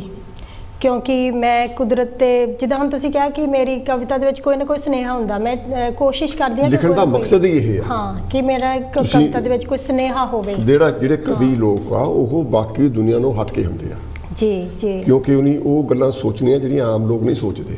ਜੀ। ਜੇ ਸੋਚਦਾ ਉਹਦੇ ਬਾਰੇ ਉਹ ਕਰਦੇ ਕੁਝ ਨਹੀਂ। ਲੇਕਿਨ ਜਿਹੜਾ ਲਿਖਾਰੀ ਆ ਉਹ ਆਪਣਾ ਝੁੱਗਾ ਚੌੜ ਕਰਾ ਕੇ ਲੋਕਾਂ ਨੂੰ ਸੁਨੇਹਾ ਦੇ ਰਿਹਾ, ਵਧੀਆ ਕਰਨ ਲਈ। ਜੀ ਜੀ। ਤੋ ਮੇਰੀ ਕਵਿਤਾ ਹੈਗੀ ਆ ਕੁਦਰਤ ਤੇ ਜ਼ਿੰਦਗੀ। ਚਹਿਕਦੇ ਨੇ ਪੰਛੀ ਫੁੱਲ ਮਹਿਕਾਂ ਖਿੰਡਾਉਂਦੇ ਨੇ, ਚਹਿਕਦੇ ਨੇ ਪੰਛੀ ਫੁੱਲ ਮਹਿਕਾਂ ਖਿੰਡਾਉਂਦੇ ਨੇ, ਰੰਗ ਬਿਰੰਗੇ ਕੁਦਰਤ ਦੇ ਨਜ਼ਾਰੇ ਬੜਾ ਮਨ ਨੂੰ ਪਾਉਂਦੇ ਨੇ। ਰੂਹ ਨੂੰ ਬੜਾ ਸਕੂਨ ਦੇਵਨ, ਰੂਹ ਨੂੰ ਬੜਾ ਸਕੂਨ ਦੇਵਨ, ਕੰਨਾਂ ਵਿੱਚ ਰਸ ਘੋਲਣ, ਬੜਾ ਹੀ ਪਿਆਰਾ ਲੱਗੇ ਕੁਦਰਤ ਰਾਗ, ਜਦ ਮਿੰਨਾ ਮਿੰਨਾ ਇਹ ਪਰਿੰਦੇ ਚਹਿਚਹਾਉਂਦੇ ਨੇ, ਜਦ ਮਿੰਨਾ ਮਿੰਨਾ ਇਹ ਪਰਿੰਦੇ ਚਹਿਚਹਾਉਂਦੇ ਨੇ। ਕੁਦਰਤ ਦਾ ਇਹ ਰਸਪਿੰਨਾ ਰਾਗ, ਕੁਦਰਤ ਦਾ ਇਹ ਰਸਪਿੰਨਾ ਰਾਗ ਬੜਾ ਹੀ ਮਨਮੋਹਕ ਜਾਪੇ, ਕੁਦਰਤ ਦਾ ਇਹ ਰਸਪਿੰਨਾ ਰਾਗ ਬੜਾ ਹੀ ਮਨਮੋਹਕ ਜਾਪੇ। ਮੈਨੂੰ ਇੰਜ ਲੱਗੇ ਕਿ ਮੇਰੀ ਮਨ ਦੀ ਤਲਖੀ ਨੂੰ ਬਿਨਾਂ ਦਾਰੂ ਆਰਾਮ ਪਹੁੰਚਾਉਂਦੇ ਨੇ। ਇੱਥੇ ਦਾਰੂ ਮੈਂ ਗੱਲ ਦੂਜੇ ਦਾਰੂ ਨਹੀਂ, ਦਾਰੂ ਮਤਲਬ ਕਿ ਦਵਾਈ, ਕਿ ਬਿਨਾਂ ਦਵਾਈ ਤੋਂ ਵੀ ਜਿੱਦਾਂ ਬੰਦੇ ਨੂੰ ਕਿਸੇ ਵੇਲੇ ਬੇਚੈਨ ਨਹੀਂ ਹੁੰਦਾ। ਇਹ ਕੁਦਰਤ ਦਾ ਰਾਗ ਤੁਸੀਂ ਐਕਚੁਅਲੀ ਦਾਰੂ ਦਾ ਮਤਲਬ ਹੀ ਦਵਾ। ਹਾਂਜੀ, ਦਵਾ। ਅਸੀਂ ਆਪਣੇ ਮਤਲਬ ਨੂੰ ਹੋਰ ਕਿਸੇ ਲੱਗੇ। ਜੀ ਜੀ, ਠੀਕ ਹੈ। ਸੋ ਕੁਦਰਤ ਦਾ ਇਹ ਰਸਪਿੰਨਾ ਰਾਗ ਬੜਾ ਹੀ ਮਨਮੋਹਕ ਜਾਪੇ, ਮੈਨੂੰ ਇੰਜ ਲੱਗੇ ਕਿ ਮੇਰੇ ਮਨ ਦੀ ਤਲਖੀ ਨੂੰ ਬਿਨਾਂ ਦਾਰੂ ਆਰਾਮ ਪਹੁੰਚਾਉਂਦੇ ਨੇ। ਕੁਦਰਤੀ ਨਜ਼ਾਰਿਆਂ ਦਾ ਰਸ ਮਾਣਦੇ, ਕੁਦਰਤੀ ਨਜ਼ਾਰਿਆਂ ਦਾ ਰਸ ਮਾਣਦੇ, ਅਸੀਂ ਇਸ ਦਾ ਸ਼ੁਕਰਾਨਾ ਵੀ ਕਰਨਾ ਭੁੱਲ ਜਾਂਦੇ।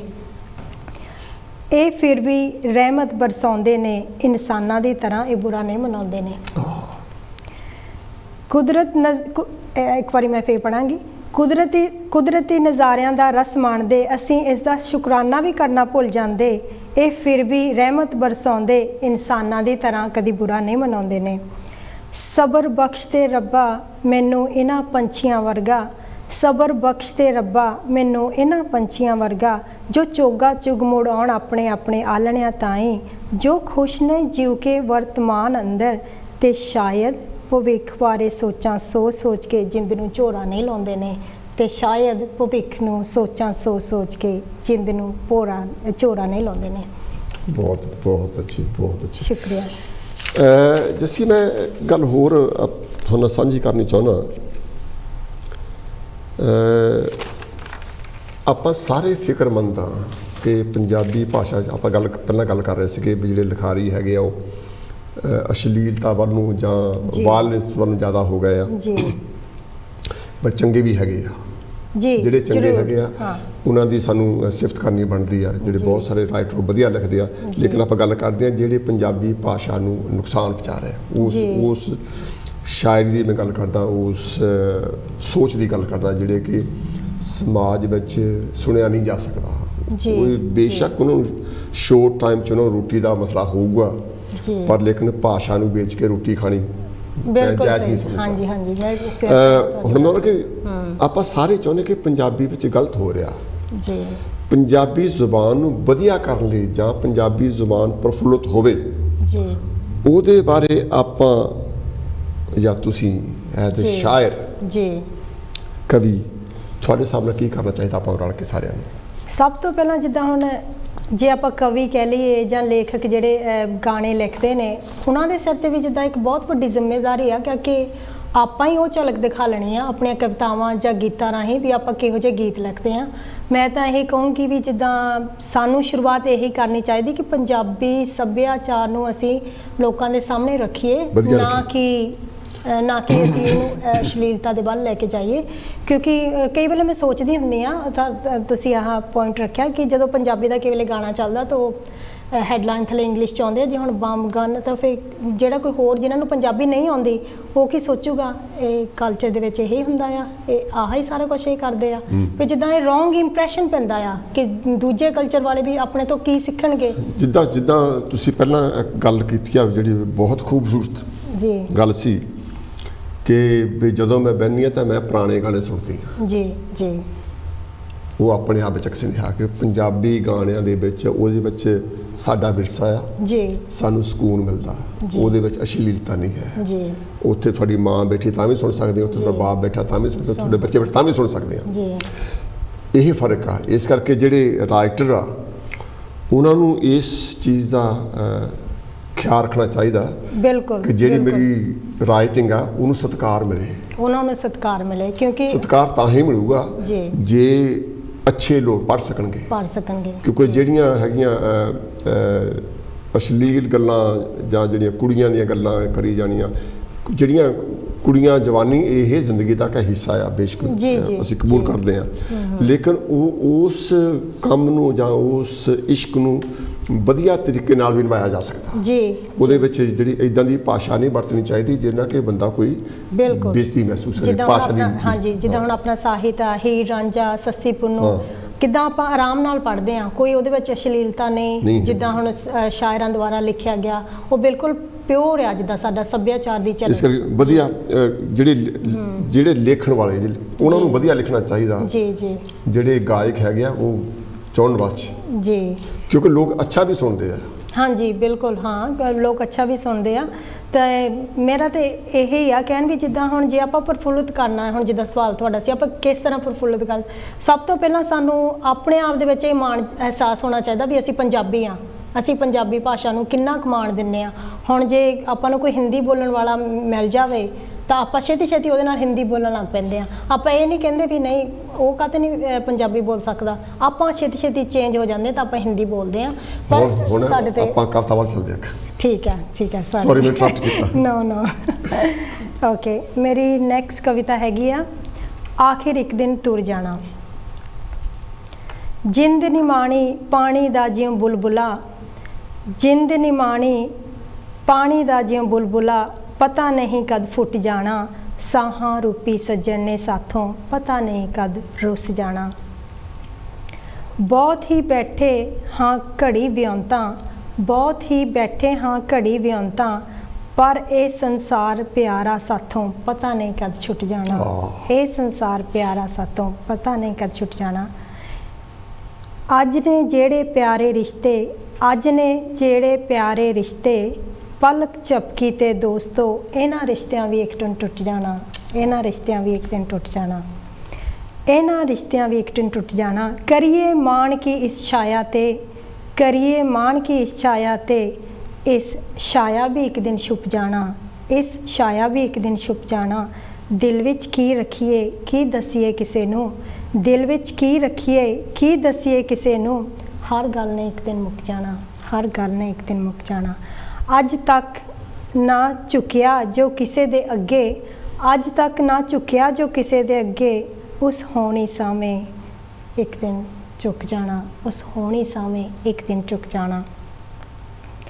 ਕਦੀ ਬਹੁਤ ਹੀ ਮਾਣ ਕੀਤਾ ਸੀ ਇਸ ਕਾਇਆ ਤੇ, ਕਦੀ ਬਹੁਤ ਹੀ ਮਾਣ ਕੀਤਾ ਸੀ ਇਸ ਕਾਇਆ ਤੇ, ਇਹ ਸੋਹਣੇ ਰੂਪ ਦਾ ਸੋਝ ਸਵੇਰਾ ਢਲਦੇ ਸੂਰਜ ਵਾਂਗ ਡੁੱਬ ਜਾਣਾ, ਇਹ ਸੋਹਣੇ ਰੂਪ ਦਾ ਸੋਝ ਸਵੇਰਾ ਢਲਦੇ ਸੂਰਜ ਵਾਂਗ ਡੁੱਬ ਜਾਣਾ। ਇੱਥੇ ਬੈਠ ਸਦਾ ਨਹੀਂ ਰਹਿਣਾ ਜੱਸੀ, ਇੱਥੇ ਬੈਠ ਸਦਾ ਨਹੀਂ ਰਹਿਣਾ ਜੱਸੀ, पर नेकियां दी दौलत जो कमा ले जांदे आखिर उन्हां ही मंजिल ते पुज जाना, उन्हां ही मंजिल ते पुज जाना। बहुत अच्छे मैम, पता नहीं लगा टाइम कितनी जल्दी नेड़े पहुंच गया। जस्सी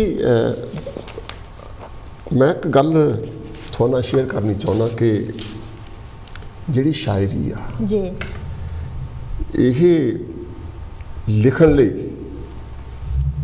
तुहानूं किदां दी सोच अपनाउणी पैंदी है? मैं भी कवि बनना चाहुंदा, किदां बणी जी? ਤੁਸੀਂ ਤਾਂ ਬਹੁਤ ਵੱਡੇ, ਮੈਂ ਤੁਹਾਡੀ ਮੈਂ ਥੋੜਾ ਜਿਹਾ ਕਹਿਣਾ ਚਾਹੁੰਦੀ ਕਿ ਤੁਸੀਂ ਤਾਂ ਬਹੁਤ ਅੱਛੇ ਲਿਖਾਰੀ ਹੋ ਖੁਦ, ਤੁਹਾਡੀਆਂ ਵੀ 2 ਕਵਿਤਾ ਬੁੱਕ ਤੁਹਾਡੀ ਛਪੀ ਹੈ, ਤਾਂ ਮੈਂ ਤੁਹਾਨੂੰ ਵੀ ਪੜ੍ਹਦੀ ਹਾਂ, ਤੁਸੀਂ ਤਾਂ ਬਹੁਤ ਵੱਡੇ ਲਿਖਾਰੀ ਆ, ਮੈਂ ਤਾਂ ਤੁਹਾਡੇ ਸਾਹਮਣੇ ਕੁਝ ਵੀ ਨਹੀਂ। ਨਹੀਂ ਬਹੁਤ ਸੋ ਮੇਰੇ ਹਿਸਾਬ ਨਾਲ ਜਿੱਦਾਂ ਤੁਹਾਡੀ, ਜਿੱਦਾਂ ਤੁਸੀਂ ਸੋਚਿਆ ਕਿ ਪਰਸਨਲ ਸੋਚ ਹੁੰਦੀ ਆ ਵੀ ਤੁਹਾਡੀ ਕੀ, ਤੁਹਾਡੀ ਤੁਸੀਂ ਕਿਸ ਤਰ੍ਹਾਂ ਸੋਚਦੇ ਆ, ਉਹ ਸਾਰਾ ਖਿਆਲ ਤੁਹਾਡੀਆਂ ਕਵਿਤਾਵਾਂ ਵਿੱਚ ਝਲਕਦੇ ਨੇ।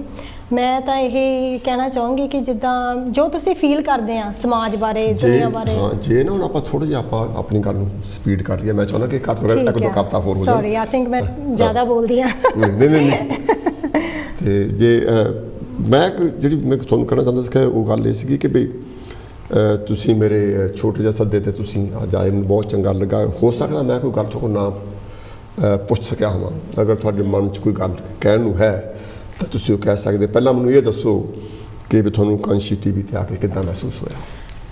ਮੈਨੂੰ ਬਹੁਤ ਖੁਸ਼ੀ ਹੋਈ ਕਾਂਸ਼ੀ ਟੀਵੀ ਤੇ ਆ ਕੇ ਤੁਹਾਨੂੰ ਮਿਲਣ ਦਾ, ਇੱਥੇ ਇਸ ਪ੍ਰੋਗਰਾਮ ਕਰਨ ਦਾ ਮੈਨੂੰ ਮੌਕਾ ਮਿਲਿਆ, ਦਰਸ਼ਕਾਂ ਦੇ ਰੂਬਰੂ ਹੋਣ ਦਾ ਮੈਨੂੰ ਮੌਕਾ ਮਿਲਿਆ। ਕਾਂਸ਼ੀ ਟੀਵੀ ਮੈਂ ਹਮੇਸ਼ਾ ਦੇਖਦੀ ਹਾਂ, ਇਹਨਾਂ ਦੇ ਪ੍ਰੋਗਰਾਮ, ਤੁਹਾਡੇ ਸਪੈਸ਼ਲ ਗੈਸਟ ਪ੍ਰੋਗਰਾਮ ਮੈਂ ਦੇਖਦੀ ਹਾਂ, ਸਾਂਝੀਆਂ ਵਿਚਾਰਾਂ, ਮੈਨੂੰ ਬਹੁਤ ਚੰਗਾ ਲੱਗਾ ਕਾਂਸ਼ੀ ਟੀਵੀ। ਥੈਂਕ ਯੂ, ਤੁਹਾਡਾ ਬਹੁਤ ਥੈਂਕ ਯੂ। ਤੇ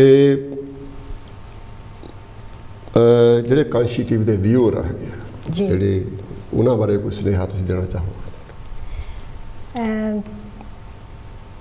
ਮੈਂ ਜਿੱਦਾਂ ਆਪਣੇ ਆਪ ਨੂੰ ਹਜੇ ਉਸ ਮਿਆਰ 'ਤੇ ਨਹੀਂ ਸਮਝਦੀ ਕਿ ਮੈਂ ਇੱਕ ਸੁਨੇਹਾ ਦੇ ਸਕਦੀ ਹਾਂ। ਮੈਂ ਇਹ ਜਿੱਦਾਂ ਵਿਚਾਰ ਸਾਂਝੇ ਕਰਨਾ ਚਾਹਾਂਗੀ ਆਪਣੇ ਨਾਲ ਕਿ ਆਪਾਂ ਜਿੱਦਾਂ ਹੁਣ ਸੱਭਿਆਚਾਰ ਜਾਂ ਕਲਚਰ ਜਾਂ ਸਾਹਿਤ ਦੀ ਅੱਜ ਗੱਲ ਇੱਥੇ ਸ਼ੇਅਰ ਕੀਤੀ, ਮੈਂ ਇਹੀ ਚਾਹੂੰਗੀ ਕਿ ਆਪਾਂ ਉਹਨੂੰ ਕਲਚਰ ਨੂੰ ਅੱਗੇ ਲਿਜਾਣ ਦੀ ਕੋਸ਼ਿਸ਼ ਕਰੀਏ, ਇਹਨਾਂ ਨੂੰ ਪ੍ਰਫੁੱਲਿਤ ਕਰਨ ਲਈ ਜਿਹੜੇ ਆਪਾਂ ਕਦਮ ਚੁੱਕ ਸਕਦੇ ਹਾਂ, ਜਿਹੜੇ ਸੰਭਵ ਹੈਗੇ ਆ, ਉਹ ਆਪਾਂ ਘਰ ਤੋਂ ਕਰ ਸਕਦੇ ਹਾਂ, ਬੱਚਿਆਂ ਨੂੰ ਸਿੱਖਿਆ ਦੇ ਸਕਦੇ ਹਾਂ ਤੇ ਆਪਣੀ ਪੰਜਾਬੀ ਭਾਸ਼ਾ ਤੇ ਮਾਣ ਕਰ ਸਕਦੇ ਹਾਂ, ਉਹ ਤਾਂ ਆਪਾਂ ਕਰ ਸਕਦੇ ਹਾਂ। ਤਾਂ ਇਹੀ ਮੈਂ ਕਹਿਣਾ ਚਾਹੂੰਗੀ, ਵਿਚਾਰ ਸਾਂਝੇ ਕਰਨਾ ਚਾਹੂੰਗੀ ਕਿ ਆਪਾਂ ਨੂੰ ਇਹ ਹੌਲੀ ਇੱਥੋਂ ਜਿੱਦਾਂ ਕਦਮ ਚੁੱਕਣੇ ਚਾਹੀਦੇ। ਜਿਹੜੇ ਇੱਕ ਆਪਾਂ ਜ਼ਿਕਰ ਕਰਦੇ ਸੀਗੇ ਕਿ ਵੀ ਤੁਸੀਂ ਇੱਕ ਕਵਿਤਾ ਆਪਣੇ ਡੈਡ ਨੂੰ ਸਮਰਪਿਤ ਕਰਨਾ ਚਾਹੁੰਦੇ ਆ। ਜੀ ਮੈਂ ਚਾਹੁੰਦਾ ਕਿ ਵੀ ਆਪਣੇ ਜਜ਼ਬਾਤ ਜੀ ਬਿਆਨ ਕਰਕੇ ਜੀ ਜਿਹੜੀ ਉਹ ਕਵਿਤਾ ਉਹ ਵੀ ਜੇ ਤੁਸੀਂ ਸੁਣਾ ਸਕੋ ਜੀ ਬਹੁਤ ਵਧੀਆ ਹੋਵੇਗੀ। ਉਸ ਤੋਂ ਬਾਅਦ ਫਿਰ ਦੇਖਾਂਗੇ ਜੇ ਕੋਈ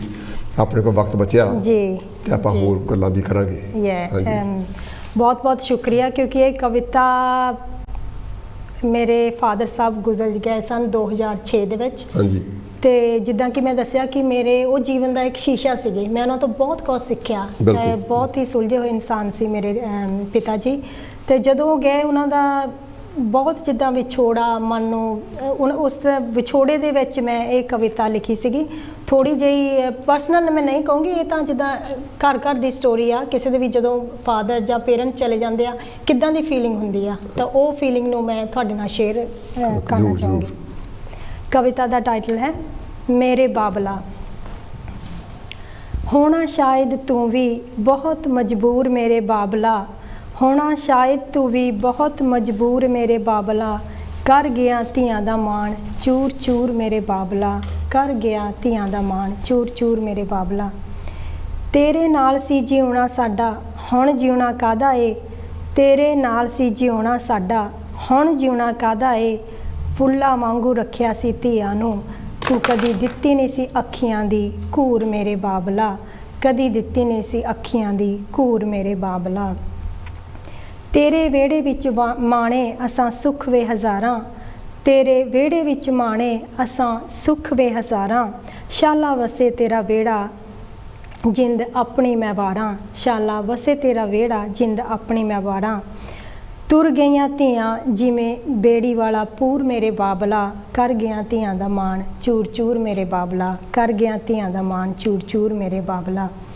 ਅਮੜੀ ਦਾ ਚਿਹਰਾ ਪਹਿਲਾਂ ਵਰਗਾ ਨਾ ਰਿਹਾ ਏ, ਅਮੜੀ ਦਾ ਚਿਹਰਾ ਪਹਿਲਾਂ ਵਰਗਾ ਨਾ ਰਿਹਾ ਏ, ਉਮਰ ਦੇ ਹਰ ਪੜਾਅ 'ਤੇ ਉਹਨਾਂ ਬਹੁਤ ਦੁੱਖ ਸਿਆ ਏ, ਹੁਣ ਨਾ ਦਿਸੇ ਉਹਦੇ ਚਿਹਰੇ ਵਾਲਾ ਨੂਰ ਮੇਰੇ ਬਾਬਲਾ, ਕਰ ਗਿਆ ਧੀਆਂ ਦਾ ਮਾਣ ਚੂਰ ਚੂਰ ਮੇਰੇ ਬਾਬਲਾ। ਯਾਦਾਂ ਤੇਰੀਆਂ ਅਨਮੁੱਲੀਆਂ ਨਾਲ ਜ਼ਿੰਦਗੀ ਗੁਜ਼ਾਰ ਦੇਣੀ, ਯਾਦਾਂ ਤੇਰੀਆਂ ਅਨਮੁੱਲੀਆਂ ਨਾਲ ਜ਼ਿੰਦਗੀ ਗੁਜ਼ਾਰ ਦੇਣੀ, ਦਰਦ ਬਣ ਉੱਠਦੀ ਇੱਕ ਚੀਜ਼ ਤਾਂ ਹੀ ਮਾਰ ਦੇਣੀ, ਜ਼ਿੰਦਾ ਰਹੇਗੀ ਦਿਲਾਂ ਦੇ ਵਿੱਚ ਪਿਆਰ ਤੇਰਾ ਭਰਪੂਰ ਮੇਰੇ ਬਾਬਲਾ, ਕਰ ਗਿਆ ਧੀਆਂ ਦਾ ਮਾਣ ਚੂਰ ਚੂਰ ਮੇਰੇ ਬਾਬਲਾ, ਕਰ ਗਿਆ ਧੀਆਂ ਦਾ ਮਾਣ ਚੂਰ ਚੂਰ ਮੇਰੇ ਬਾਬਲਾ। ਖਤਮ ਕਰਤੀ ਗੱਲ। ਧੰਨਵਾਦ। ਬਹੁਤ ਖੂਬਸੂਰਤ। ਜਿੱਦਾਂ ਮੈਂ ਪਹਿਲਾਂ ਕਿਹਾ ਸੀਗਾ ਕਿ ਜਦੋਂ ਮੈਂ ਕਿਸੇ ਦੇ ਨਾਲ ਗੱਲਬਾਤ ਕਰਦਾ ਫੋਨ ਦੇ ਬਾਰੇ 'ਚ, ਕਿਉਂਕਿ ਇੱਕ ਸੋਚ ਆ ਕਿ ਹਰ ਇੱਕ ਇਨਸਾਨ ਜਿੰਨਾ ਉਹ ਖੁਦ ਨੂੰ ਜਾਣਦਾ ਉਹਨਾਂ ਉਹਦੇ ਬਾਰੇ ਹੋਰ ਕੋਈ ਨਹੀਂ ਜਾਣਦਾ, ਭਾਵੇਂ ਜਿੰਨਾ ਮਰਜ਼ੀ ਪੜ੍ਹ ਲੈ। ਹਰ ਇੱਕ ਇਨਸਾਨ ਜੋ ਖੁਦ ਜਾਣਦਾ ਉਹ ਦੂਜਾ ਨਹੀਂ ਜਾਣ ਸਕਦਾ। ਇਸ ਕਰਕੇ ਮੈਂ ਕਹਿੰਦਾ, ਆਮ ਤੌਰ 'ਤੇ ਮੈਂ ਕਹਿ ਦਿੰਦਾ ਹੁੰਦਾ ਕਿ ਵੀ ਹੋ ਸਕਦਾ ਮੈਂ ਤੁਹਾਡੇ ਬਾਰੇ ਕੋਈ ਗੱਲ ਉਹ ਦੱਸ ਨਾ ਸਕਿਆ ਹੋਵਾਂ ਜਿਹੜੀ ਕਿ ਮੈਨੂੰ ਦੱਸਣੀ ਚਾਹੀਦੀ ਸੀ।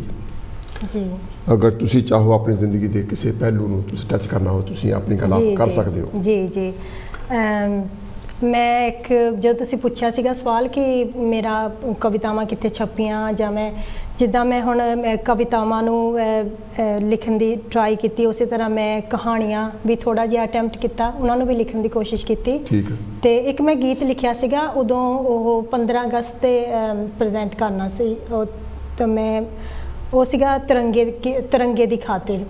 ਤਾਂ ਉਹ ਗੀਤ ਮੈਂ ਮਿਊਜ਼ਿਕ ਡਿਪਾਰਟਮੈਂਟ ਨੂੰ ਦਿਖਾ ਲਿਆ, ਅਤੇ ਉਹਨਾਂ ਨੇ ਉਦੋਂ ਨੇ ਮੈਨੂੰ ਦੱਸਿਆ ਕਿ ਉਹਨਾਂ ਨੇ ਉਹਨਾਂ ਨੇ ਸਿਲੈਕਟ ਕਰ ਲਿਆ ਮੇਰਾ ਗੀਤ, ਦੇਖਿਆ, ਪਰ ਮੈਂ ਨਹੀਂ ਗਾਇਆ। ਉਹਨਾਂ ਨੇ ਮਿਊਜ਼ਿਕ ਡਿਪਾਰਟ ਵਾਲਿਆਂ ਨੇ ਉਹ ਜਿੱਦਾਂ ਇੱਕ ਗਾਣਾ ਕੰਪੋਜ਼ ਕੀਤਾ, ਅਤੇ ਅਸੈਂਬਲੀ ਦੇ ਵਿੱਚ ਕਈ ਹੋਰ ਵੀ ਕਾਲਜ ਆਏ ਸੀ, ਤਾਂ ਉਹ ਗਾਣਾ ਵਜਾਇਆ ਮੇਰਾ ਲਿਖਿਆ ਹੋਇਆ ਗੀਤ ਉਹਨਾਂ ਨੇ, ਤਿਰੰਗੇ ਦੀ ਖਾਤਰ।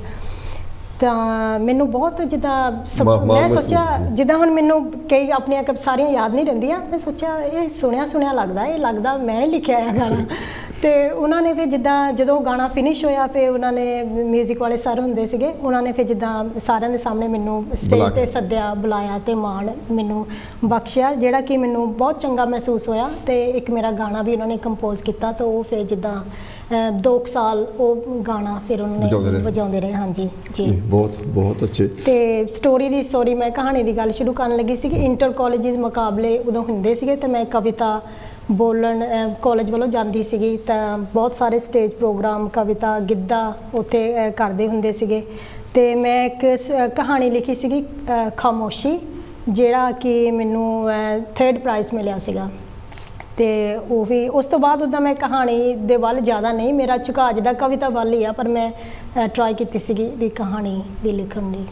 ਮੈਂ ਤੁਹਾਨੂੰ ਹੋਰ ਗੱਲ ਕਹਿਣਾ ਚਾਹੁੰਦਾ ਕਿ ਅਗਰ ਤੁਸੀਂ ਕਿਸੇ ਦਾ ਥੈਂਕ ਯੂ ਕਰਨਾ ਚਾਹੁੰਦੇ ਆਪਣੇ ਪਰਿਵਾਰ ਦਾ ਜਾਂ ਬੱਚਿਆਂ ਦਾ ਜੀ, ਤੇ ਤੁਸੀਂ ਕਰ ਸਕਦੇ ਹੋ। ਜੀ ਥੈਂਕ ਯੂ।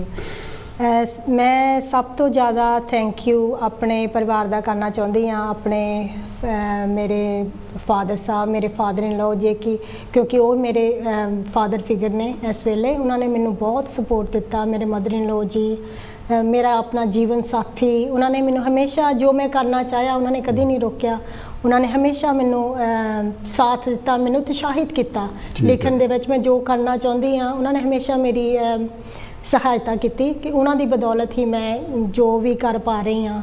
ਅਤੇ ਹੁਣ ਮੈਂ ਨਾਲ ਦੀ ਨਾਲ ਕੰਮ ਦੇ ਨਾਲ ਪੜ੍ਹਾਈ ਵੀ ਕਰ ਰਹੀ ਹਾਂ, ਕਿਉਂਕਿ ਹੁਣ ਮੈਂ ਐਡਮਿਸ਼ਨ ਲਈ ਹੈ ਹੈਲਥ ਐਂਡ ਸੋਸ਼ਲ ਡਿਗਰੀ ਇਸ ਵੇਲੇ ਮੈਂ ਕਰ ਰਹੀ ਹਾਂ, ਉਹ ਵੀ ਉਹਨਾਂ ਦੀ ਬਦੌਲਤ, ਉਹਨਾਂ ਦੀ ਸਹਾਇਤਾ ਦੇ ਨਾਲ, ਕਿਉਂਕਿ ਉਹਨਾਂ ਦੀ ਸਪੋਰਟ ਮੈਨੂੰ ਬਹੁਤ ਮਿਲੀ ਹੈ। ਅਤੇ ਦੂਜਾ ਧੰਨਵਾਦ ਮੈਂ ਕਰਨਾ ਚਾਹੁੰਦੀ ਹਾਂ ਮੇਰੀਆਂ ਫਰੈਂਡਸ, ਮੇਰੀਆਂ ਸਹੇਲੀਆਂ, ਜਿਨ੍ਹਾਂ ਨੇ ਮੈਨੂੰ ਹਮੇਸ਼ਾ ਉਤਸ਼ਾਹਿਤ ਕੀਤਾ ਕਵਿਤਾ ਲਿਖਣ ਲਈ। ਜੋ ਮੈਂ ਕਈ ਵੇਲੇ ਜਦੋਂ ਤੁਸੀਂ ਕਵਿਤਾ ਲਿਖਦੇ ਆ, ਪਤਾ ਨਹੀਂ ਲੱਗਦਾ ਵੀ ਜਿੱਦਾਂ ਇਹ ਸਹੀ ਆ, ਜਿੱਦਾਂ ਉਹਨਾਂ ਨੇ ਸੁਣਨਾ, ਉਹਨਾਂ ਨੇ ਮੈਨੂੰ ਬਹੁਤ ਜਿੱਦਾਂ ਉਤਸ਼ਾਹਿਤ ਕੀਤਾ, ਮੇਰੀਆਂ ਫਰੈਂਡਸ ਨੇ, ਵੀ ਜਿੱਦਾਂ ਨਹੀਂ ਤੂੰ ਇਹ ਸਹੀ ਆ, ਤੈਨੂੰ ਬੋਲਣਾ ਚਾਹੀਦਾ। ਅਤੇ ਮੈਂ ਥੋੜ੍ਹਾ ਜਿੱਦਾਂ ਸੌਰੀ ਮੈਂ ਤੁਹਾਡੇ ਪ੍ਰਸ਼ਨ ਤੋਂ ਥੋੜ੍ਹਾ ਉੱਧਰ ਜਾ ਰਹੀ ਹਾਂ, ਅਤੇ ਜਿੱਦਾਂ ਮੈਂ ਥੋੜ੍ਹਾ ਵਿਅੰਗ ਜਾਂ ਹਾਸ ਰਸ ਵੀ ਕਵਿਤਾ ਦੇ ਵਿੱਚ ਥੋੜ੍ਹਾ ਲਿਆਉਣਾ ਚਾਹੁੰਦਾ। ਮੈਂ ਇੱਕ ਪੋਇਮ ਲਿਖੀ ਸੀਗੀ ਮਾਡਰਨ ਸੋਹਣੀ, ਜਿਹੜੀ ਕਿ ਸਾਰੇ ਕਾਲਜ ਦੁਆਰਾ ਬਹੁਤ ਉਦੋਂ ਸਰਾਹੀ ਗਈ ਸੀਗੀ। ਜੇ ਉਹ ਸ਼ੋਰਟ ਆ ਤਾਂ ਸੁਣਾਓ। ਨਹੀਂ ਮੈਂ ਸੁਣਾਉਣੀ, ਮੈਨੂੰ ਯਾਦ ਵੀ ਨਹੀਂ ਗਈ ਉਹ। ਅਤੇ ਉਦੋਂ ਮੈਂ ਮਾਡਰਨ ਸੋਹਣੀ ਲਿਖੀ ਸੀਗੀ, ਉਦੋਂ ਜ਼ਿਆਦਾ ਸੀਗਾ ਮੋਟਰਸਾਈਕਲ ਦਾ ਟ੍ਰੈਂਡ ਉਹਨਾਂ ਦਿਨਾਂ ਦੇ ਵਿੱਚ ਉਹ ਸੀਗਾ ਮੈਨੂੰ ਯਾਦ ਨਹੀਂ ਆ ਰਹੀ ਸੌਰੀ ਪਰ ਜਿੱਦਾਂ ਮੈਂ ਹਾਸ ਰਸਤੇ ਵੀ ਕਈ ਜਿੱਦਾਂ ਕਵਿਤਾਵਾਂ ਲਿਖੀਆਂ। ਹਾਂਜੀ ਅੱਜ ਦੇ ਬਸ ਇੰਨਾ ਹੀ ਜੀ ਤੁਹਾਡਾ ਬਹੁਤ ਬਹੁਤ ਥੈਂਕ ਯੂ ਤੁਸੀਂ ਕਾਂਸ਼ੀ ਟੀਵੀ ਤੇ ਆਏ ਜੀ ਤੇ ਮੈਂ ਆਪਣੇ ਵੱਲੋਂ ਤੁਹਾਡੇ ਵੱਲੋਂ ਵੀ ਜੱਸੀ ਦਾ ਧੰਨਵਾਦ ਕਰਦੀ ਹਾਂ ਜਸਵਿੰਦਰ ਜੱਸੀ ਜਿਨ੍ਹਾਂ ਨੂੰ ਮੈਂ ਕਈ ਫੋਨ ਕੀਤਾ ਤਾਂ ਇਹਨਾਂ ਨੇ ਯਸ ਕੀਤੀ ਤੇ ਅੱਜ ਇਹਨਾਂ ਨੇ ਆਪਣੀ ਕਵਿਤਾਵਾਂ ਸੁਣਾਈਆਂ। ਉਹਨਾਂ ਕੋਲ ਹੋਰ ਬਹੁਤ ਸਾਰੀਆਂ ਕਵਿਤਾਵਾਂ ਸੀ ਪੜ੍ਹਨ ਵਾਸਤੇ। ਤੁਹਾਨੂੰ ਪਤਾ ਕਿ ਜਿਹੜਾ ਪ੍ਰੋਗਰਾਮ ਉਹ 53 ਮਿੰਟਸ ਦਾ ਹੁੰਦਾ ਉਹਦੇ ਵਿੱਚ ਤੁਸੀਂ ਲਿਮਿਟਿਡ ਮੈਟਰ ਹੀ ਪੇਸ਼ ਕਰ ਸਕਦੇ ਹਾਂ ਤੇ ਤੁਸੀਂ ਪਿਆਰ ਨਾਲ ਸੁਣਦੇ ਹੋ। ਤੁਹਾਡਾ ਬਹੁਤ ਧੰਨਵਾਦ। ਜੱਸੀ ਦਾ ਧੰਨਵਾਦ, ਜਿਹੜੇ ਹੋਰ ਵੀ ਸ਼ਾਇਰ ਹੁੰਦੇ ਉਹਨਾਂ ਸਾਰਿਆਂ ਦਾ ਧੰਨਵਾਦ। ਤੇ ਜਦੋਂ ਪ੍ਰੋਗਰਾਮ ਤੁਸੀਂ ਸੁਣਦੇ ਹੋ ਉਸ ਤੋਂ ਬਾਅਦ 'ਚ ਇੱਕ ਡਿਊਟੀ ਬਣ ਜਾਂਦੀ ਆ ਕਿ ਵੀ ਪ੍ਰੋਗਰਾਮ ਨੂੰ ਅਪਰੀਸ਼ੀਏਟ ਕਰਨ ਲਈ ਇੰਨਾ ਹੀ ਕਾਫੀ ਹੁੰਦਾ ਕਿ ਤੁਸੀਂ ਸਟੂਡੀਓ 'ਚ ਫੋਨ ਕਰਕੇ ਕਹਿੰਦੇ ਪ੍ਰੋਗਰਾਮ ਦੇਖਿਆ ਸਾਨੂੰ ਬਹੁਤ ਚੰਗਾ ਲੱਗਾ। ਉਹਦੇ ਨਾਲ ਜਿਹੜੇ ਪ੍ਰੋਗਰਾਮ ਦੀ ਪ੍ਰਮੋਸ਼ਨ ਹੋ ਜਾਂਦੀ ਆ ਔਰ ਜਿਹੜੇ ਸਟੂਡੀਓ 'ਚ ਪਤਾ ਲੱਗ ਜਾਂਦਾ ਕਿ ਇਹ ਜਿਹੜੇ ਪ੍ਰੋਗਰਾਮ ਤੁਹਾਨੂੰ ਪਸੰਦ ਆ ਰਹੇ ਨੇ। ਮੈਂ ਟੈਕਨੀਸ਼ੀਅਨ ਦਾ ਸਾਡੇ ਰਾਜ ਰੰਧਾਵਾ ਜੀ ਟੈਕਨੀਸ਼ੀਅਨ ਸਾਡੇ ਹਨ ਉਹਨਾਂ ਦਾ ਵੀ ਸ਼ੁਕਰੀਆ ਕਰਦੇ। ਉਹਨਾਂ ਨੇ ਅੱਜ ਆਪਣੀ ਡਿਊਟੀ ਨਿਭਾਈ ਤੇ ਅਖੀਰ ਵਿੱਚ ਇਹ ਹੈ ਕਿ ਵੀ ਕੋਈ ਵੀ ਚੈਨਲ ਜਿਹੜਾ ਕੋਈ ਵੀ ਮਾਧਿਅਮ ਹੈਗਾ ਉਹ ਬਿਲਕੁਲ ਫ੍ਰੀ ਨਹੀਂ ਚੱਲਦਾ। ਹਰ ਇੱਕ ਚੀਜ਼ ਨੂੰ ਹਰ ਕੰਮ ਨੂੰ ਸਹਿਯੋਗ ਦੀ ਲੋੜ ਹੁੰਦੀ ਹੈ। ਤੁਹਾਡਾ ਸਹਿਯੋਗ ਕਾਂਸ਼ੀ ਟੀਵੀ ਲਈ ਬਹੁਤ ਮਾਇਨੇ ਰੱਖਦਾ ਹੈ। ਤੁਸੀਂ ਆਪਣਾ ਜਿਹੜਾ ਸਹਿਯੋਗ ਉਹ ਦਿੰਦੇ ਰਹੋ। ਬਾਕੀ ਮੈਂ ਤੁਹਾਨੂੰ ਮਿਲਾਂਗਾ ਅਗਲੇ ਹਫਤੇ। ਮੇਰੇ ਵੱਲੋਂ ਜੈ ਭੀਮ, ਨਮੋ ਬੁੱਧੇ, ਜੈ Gurdev. Thank you very much. See you next week. ਜੈ ਗੁਰਦੇਵ।